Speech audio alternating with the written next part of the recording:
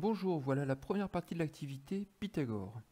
Alors dans cette activité, je vous demande, sur votre cahier d'exercice, de tracer un triangle rectangle dont les côtés de l'angle droit mesurent 3 cm et 4 cm, comme vous pouvez l'apercevoir ici sur le dessin fait à main levée.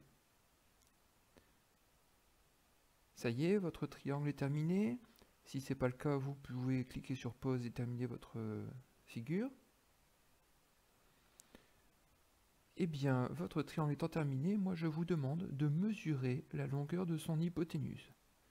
Donc la longueur du côté qui est en face de l'angle droit.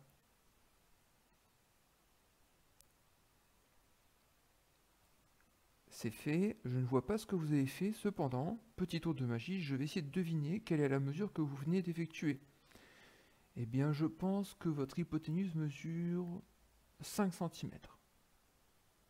Ah, ok, c'est vrai, c'est un tour de magie un petit peu douteux parce que vous vous dites que j'aurais peut-être pu le savoir à l'avance en dessinant la figure par moi-même. Vous avez raison, cela dit, cela prouve quand même que le triangle décrit comme ceci, donc avec un angle droit et les côtés de l'angle droit qui mesurent 3 et 4 cm, eh bien ça prouve que ce triangle est unique. C'est-à-dire que aucun de vous n'a réussi à me tracer un tel triangle avec une hypoténuse qui mesure autre chose que 5 cm. Donc en déterminant un angle droit et deux côtés de l'angle droit, eh bien je sais que j'ai un seul triangle rectangle possible, constructible. Alors, pour vous prouver que ce tour de magie est quand même faisable, je vais vous demander de préparer quelque chose à la maison, de façon à ce que je puisse m'en servir en classe. Donc, vous allez choisir par vous-même deux longueurs. Deux longueurs, comme ici 3 cm et 4 cm, mais choisissez d'autres que vous ne me dites pas, et vous les notez ici. Donc côté 1, vous notez la première longueur, puis la deuxième longueur à côté 2. Une fois que c'est fait, je vous demande de construire en dessous de la question 4 un triangle rectangle dont les côtés de l'angle droit mesurent les deux longueurs que vous avez trouvées. La longueur que vous avez notée ici sur côté 1, vous la mettez sur ce côté-là. La longueur sur le côté 2, vous le mettez sur ce côté-là. Vous tracez ce triangle, et une fois que c'est fait, vous mesurez la longueur de son hypoténuse. Mais surtout, vous ne m'en parlez pas. En classe, j'essaierai de deviner cette longueur d'hypoténuse. Bon courage! Alors la deuxième partie de cette activité a été faite en classe, donc je ne peux pas vous la montrer intégralement ici, puisqu'elle demande la participation des élèves. Je peux simplement résumer ce qui a été fait.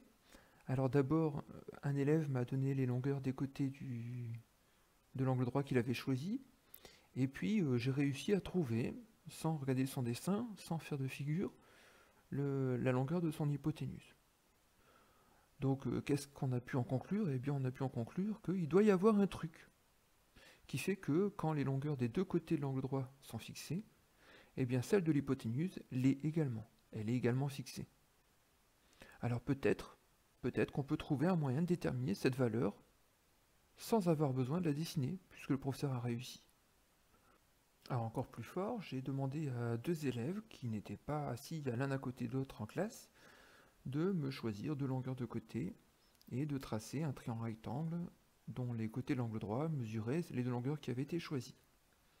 Donc ils se sont exécutés, ils ont tracé leur figure, ils ont mesuré l'hypoténuse comme je leur avais demandé, et à nouveau, moi, dans mon tableau, sans regarder leur figure, sans écrire quoi que ce soit, j'ai réussi à trouver la longueur de leur hypoténuse. Donc ça se confirme, il y a un truc bizarre, le prof, c'est qu'un prof de maths, c'est pas un magicien. Bon alors je vais vous dévoiler mon truc, hein. En fait, discrètement, j'avais mis un programme Scratch sur mon ordinateur, et quand vous m'avez donné vos nombres, j'ai pu les taper sur mon ordinateur, et c'est l'ordinateur qui m'a donné les réponses. Alors si vous voulez bien, on va commencer. Tiens, voilà un élève qui arrive, je vais lui demander un petit peu de me donner deux nombres au hasard. Est-ce que, jeune homme, tu voudrais bien me donner deux nombres entiers au hasard, s'il te plaît? 53 Alors et je tape 53, et vas-y, 74. 74, merci. Donc si je tape 53 et 74 sur mon programme Scratch, moi, discrètement, j'ai pas besoin de grand chose pour dissimuler ça à votre vue. Je tape sur Entrée et regardez ce que m'affiche le programme. Il me dit que l'hypoténuse mesure environ 91 cm. Donc si cet élève avait vraiment tracé son triangle, qui paraît un peu grand quand même, hein, mais il aurait mesuré son hypoténuse, il aurait trouvé à peu près 91 cm et il aurait sûrement été épaté que je le trouve sans même regarder sa figure. Ça paraît donc évident. Si Scratch a pu être programmé pour retrouver à partir des deux premiers nombres la longueur de l'hypoténuse, c'est qu'il y a un calcul qui permettra de trouver l'hypoténuse d'un triangle rectangle connaissant les longueurs des deux côtés de l'angle droit. C'est l'objectif de l'activité suivante.